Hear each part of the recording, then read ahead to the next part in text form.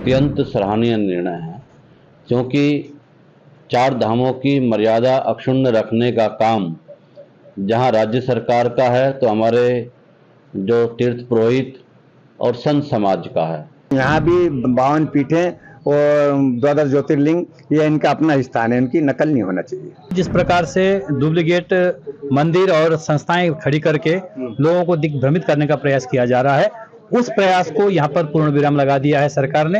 उत्तराखंड सरकार की कैबिनेट का हमारे जो चार धाम हैं, केदार, बद्री, गंगोत्री, यमुनोत्री, इनके संदर्भ में जो निर्णय पास हुआ है, ये बहुत ही अत्यंत सराहनीय निर्णय है, क्योंकि चार धामों की मर्यादा अक्षुण्ण रखने का काम जहां राज्य सरकार का है तो हमारे जो तीर्थ पुरोहित और संत समाज का है। चार धाम पूरे विश्व में बहुत ही अत्यधिक मान्यता है। हमारे आदि जगत गुरु शंकराचार्य की तपस्थली है, इसलिए भी और अधिक श्रद्धा वहाँ पर निर्माण हो जाती है। तो कैबिनेट ने ये फैसला लेकर पूरे देश के लिए एक मिसाल कायम की है कि ऐसे धाम के नाम पर मंदिर कहीं भी बना सकते हैं, मंदिर में किसी को कोई आपत्ति नहीं, लेकिन धाम और तीर्थ ये परिवर्तित नहीं हो सकते। इसलिए ये निर्णय बहुत ही सराहनीय है और सख्ती से इस निर्णय का पालन होना चाहिए, क्योंकि जो धाम है, केदार धाम की जो मान्यता है वो बहुत ही पौराणिक रूप से भी हम देखें शास्त्रों में उसकी बहुत ही महत्ता है।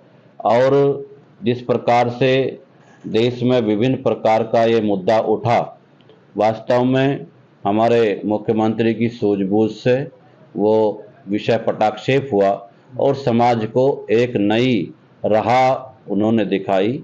ये उसके लिए धन्यवाद के पात्र।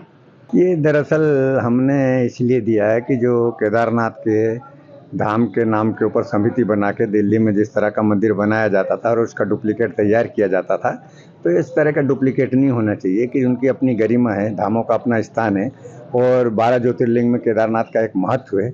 देश नहीं पर कि विदेशों से भी वहाँ दर्शन करने के लिए जाते हैं। तो कुछ लोगों ने इसके लिए वो काम किया था, तो उसमें समाज में काफ़ी असंतोष और विरोध पैदा हुआ।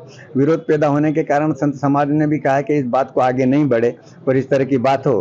पुष्कर सिंह धामी जी से भी बात करें तो उन्होंने कहा कि मैं जल्दी कैबिनेट में कानून बना के इसके ऊपर प्रतिबंध लगाऊंगा कि कोई इस तरह का जाने अनजाने में गलतियाँ भी हुई तो भविष्य में इस तरह की गलतियाँ नहीं हो।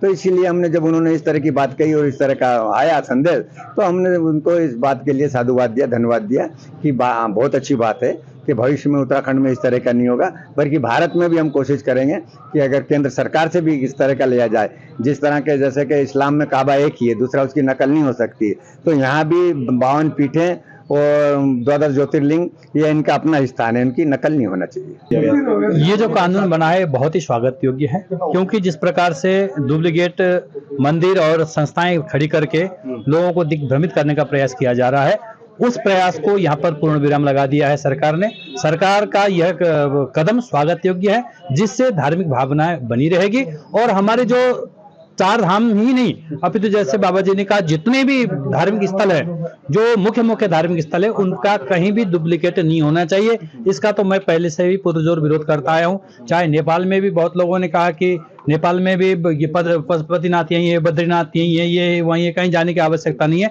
तो मैंने उनका भी विरोध किया है कि भाई जो चीज जहाँ है ओरिजिनलिटी है, जो उसका प्रमुख स्थान, मुख्य स्थान का महत्व है, वो वहीं रहता है। किसी प्रकार से डुप्लीकेट करने से कोई नहीं। जो सख्त कानून बनाने की भी बात की है, हाँ, वो आवश्यकता पड़े तो सरकार उसमें सख्त कानून बनाएगी, वो अच्छा है, जिससे गलत लोगों का प्रवेश नहीं हो पाएगा।